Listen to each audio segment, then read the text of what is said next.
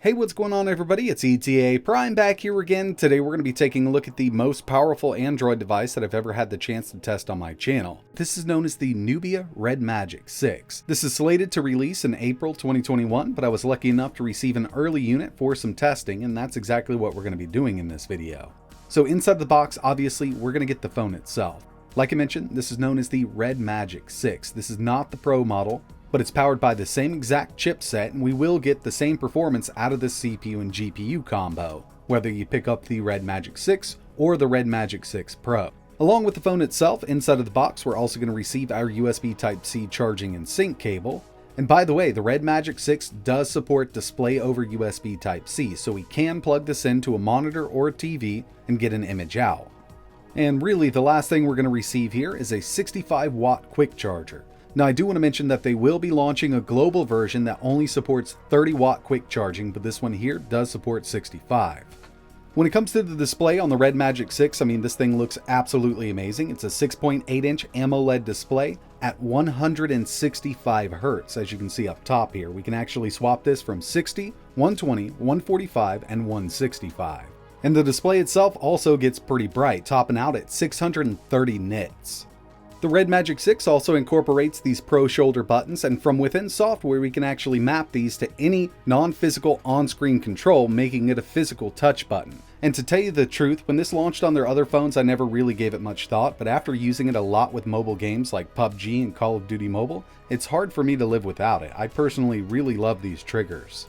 And as for aesthetics, around back here we have this little lit Red Magic logo that can be disabled from within software, and we also have these two little RGB LEDs. Now these can also be turned off in software. You can also change the color, you can set it up to breathe, strobe, pulse. There's a lot of different settings you can do with these. So along with that 165 Hz AMOLED display, the Pro triggers, and that RGB around back, the Red Magic 6 also has an active cooling system built in, which means we have a fan inside of this unit. Pulls air in from one side, exhausts it out the other, and in turn it keeps that CPU and GPU nice and cool so it can stay at its maximum clock frequencies while you're gaming for extended periods of time. And when it comes to the internals of the Red Magic 6, we're working with flagship specifications here. For the CPU, we have the Snapdragon 888, and that's paired up with the Adreno 660. We can definitely keep this cool with that built-in cooling system. 12 GB of LPDDR5 RAM, 128 to 256 gigabytes of UFS 3.1 storage. Unfortunately, no micro SD card support. I was really hoping that with the 6th generation of the Red Magic they would incorporate that, but they haven't yet. Stereo speakers with DTS Ultra X. We also have a 3.5mm audio jack on the phone itself so we can plug our headphones in. A 5050 mAh battery with up to 65 watt fast charging. Like I mentioned, the global version will have 30 watt. Still pretty fast though.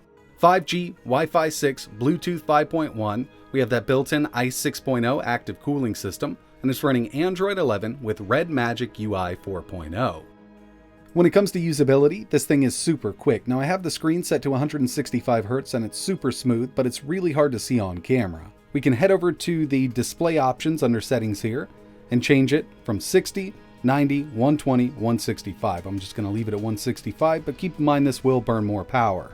On camera, it's really hard to show off how smooth this phone really is at 165 Hz, but it's definitely the smoothest that I've seen. Now over here on the side, we have this little button, and if we turn it on, it brings us to Red Magic Time. This is what they're calling it. It's kind of their custom little game launcher here. We can adjust the RGB on the back from here. We can adjust the fan speed and things like that. We can even adjust the performance of the CPU and the GPU. So if we start up a game from that custom launcher, we can actually swipe over from the side, and we have a lot of different settings that we can mess around with. We can change the refresh rate of the screen, there's an on-screen aiming assist, we can map the Pro triggers, and a new addition to this version is an on-screen FPS counter, which is something that comes in really handy, especially with a gaming phone. And it's a real-time FPS counter, so it tells you exactly how fast your game is running. But my favorite part about this Red Magic Time is the Game Enhance mode.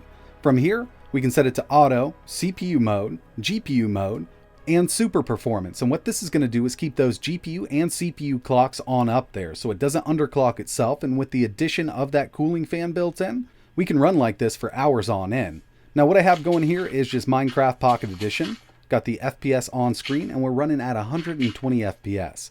That's as high as Minecraft will go. It's software limited right now. Hopefully they do add 144 and 165 down the road.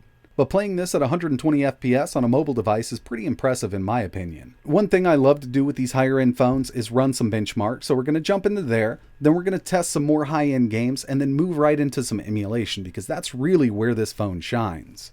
First up, we have Geekbench 5, single core, 1117, multi, 3573. I was really hoping that multi-core would be in the 4000s by now for Android, but unfortunately that's not the case just yet. Next year I think it will be.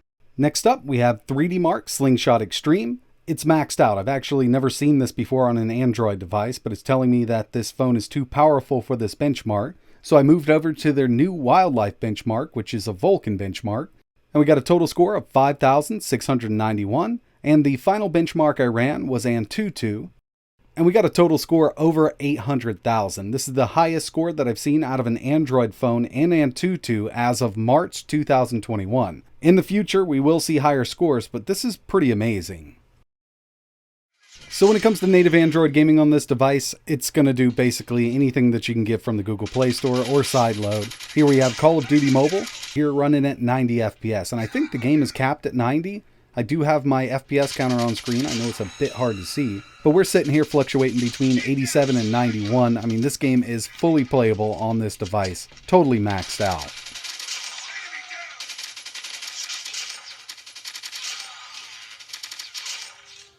And before we move over to emulation, I just wanted to show you some Genshin Impact running here. I am at the highest settings, so I'm going to set this to the highest it can go. And then we need to change the frame rate to 60. And it does run at 60, but we do get some dips. So really, when it comes down to it, I would personally recommend running this game at high at 60. Or if you just want to go at ultra settings like we have here, 30 FPS, it's not going to dip below 30. But at 60, you will notice it dip down to around 58 every once in a while.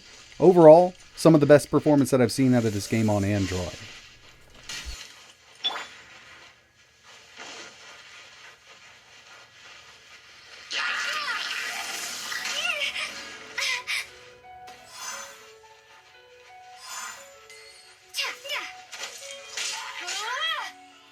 Now it's time to move over to my favorite part of these videos, emulation testing. I'm using the Razer Kishi controller here. This is a USB Type-C controller. Phone fits in here just fine. There's some other USB Type-C controllers on the market, but this one is my favorite right now. When it comes to Dreamcast emulation using Redream, you're not going to have any issue running any game as long as it's compatible with the emulator. I'm upscaled to 2560 by 1920. No frame skip on. I do have the FPS listed. This is Dead or Alive 2. One of the harder ones to emulate in my experience is running it at full speed. So like I mentioned, this does support display over USB Type-C. I'm just using a simple USB Type-C to HDMI adapter I picked up on Amazon and an Xbox controller connected over Bluetooth. We're going to test out a little bit of PSP here. Sound and video is carried over USB Type-C to this monitor here. We'll just load it up. Here's Chains of Olympus. I'm at 5x resolution with the Vulkan back in, and it's running amazingly. And as a lot of you already know, this is one of the harder games to emulate. We're able to do this at 5x. So when we move over to other games, other easier games, we can actually take this up to 10x. And I'll show you that in just a second with Tekken 6.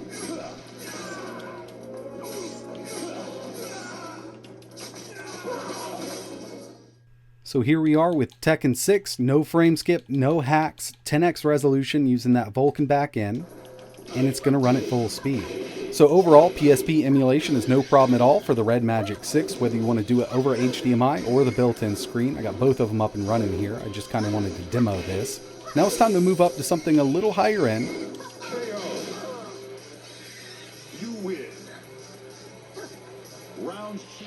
And that'll be Gamecube using the Dolphin emulator, 1080p OpenGL. I didn't even have to swap over to Vulkan with Gamecube and Wii using Dolphin because everything just ran great with OpenGL. So this one here is Automodalista. It's kind of my go-to test. It's one of the harder ones to emulate, and we're able to do it on this phone at 1080p. I also tested F-Zero GX, another one that gives these ARM devices a run for its money, but we're still at 1080p with that OpenGL backend, and it's running just fine.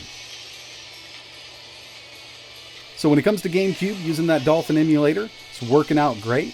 let's go ahead and test out some Wii using the same emulator, and we're going to keep it upscaled to 1080p.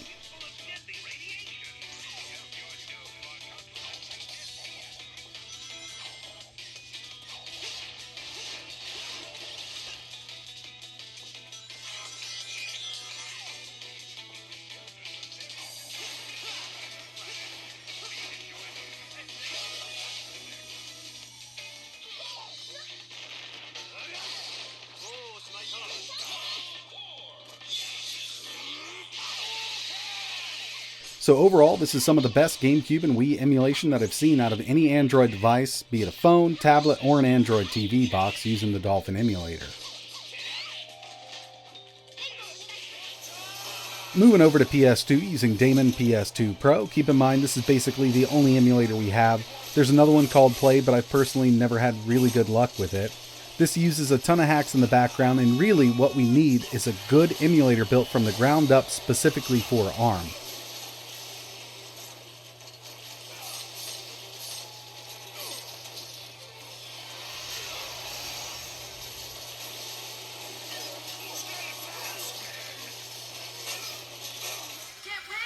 And finally, at least for this video, 3DS using Citra. Here we have DOA dimensions, I'm upscaled to 2x, and it's running really great here. Every once in a while I do notice some dip, but overall, really good performance with 3DS. So yeah, the Red Magic 6 is definitely a great performer when it comes to mobile gaming and mobile emulation. It's definitely one of the most powerful Android devices that I've ever tested on my channel. Actually, it is the most powerful Android device that I've ever tested on my channel, be it a phone, tablet, or an Android TV box. There's still a lot more that I want to test with this device, and I will have a full dedicated emulation video coming up because I know there's a lot of stuff that I left out here that I know a lot of my viewers would want to see. So if there's anything specific you want to see running in the next video, just let me know in the comments below. But that's going to wrap it up for this first look video. Battery life is great, got a beautiful AMOLED display, and performance is absolutely amazing with that Snapdragon 888 and this cooling system built in. So if you're interested in learning more about this, I will leave a few links in the description. But that's it for this one, and like always, thanks for watching.